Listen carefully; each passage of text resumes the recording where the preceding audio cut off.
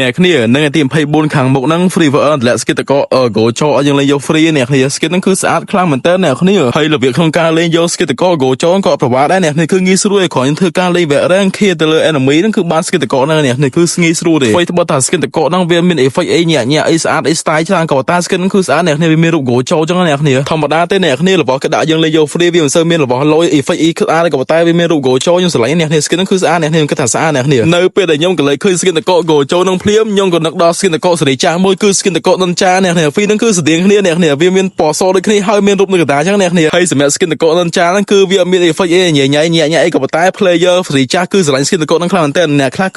ស្រឡាញ់គឺដឹងហើយអ្នកគ្នាសេរីចាស់ហ្នឹងអញ្ចឹងខ្ញុំគិតថា skin តកពីរហ្នឹងគឺវាស្តៀងគ្នាអញ្ចឹងនៅពេលដែល skin តក go ចូលចេញមកគឺ player ថ្មីមាន skin តកសេរីចាស់ដុនចាហ្នឹងគឺអាចយក go ចូលជំនួសបានហើយម្យ៉ាងទៀត skin តក go ចូលគឺចេញមកត្រូវហើយអ្នកគេ fan go ចូលខ្លះដូចខ្ញុំគឺស្រឡាញ់តកហ្នឹងងាប់ឆោមិនមែនស្អាតណាស់អ្នកគ្នាគេឲ្យយើងលេងយក free ទៀតហើយម្ដងថ្ងៃទី24ហ្នឹងអ្នកគ្នាគឺនៅសល់រយៈពេល2ថ្ងៃទៀតម្ដងអ្នកគ្នាហើយចាំមើលនៅពេលដែលគេចេញមកបើសិនជាអ្នកគ្នាចេះលេងចូលឯអ្នកគ្នាអាច comment សួរខ្ញុំបានចឹងហើយចឹងវីដេអូយើងថ្ងៃនេះក៏មានតែប៉ុណ្្នឹងដែរហើយអ្នកគ្នាកុំភ្លេចចុច follow និងឲ្យវីដេអូនេះផងណាអរគុណច្រើនបាយបាយ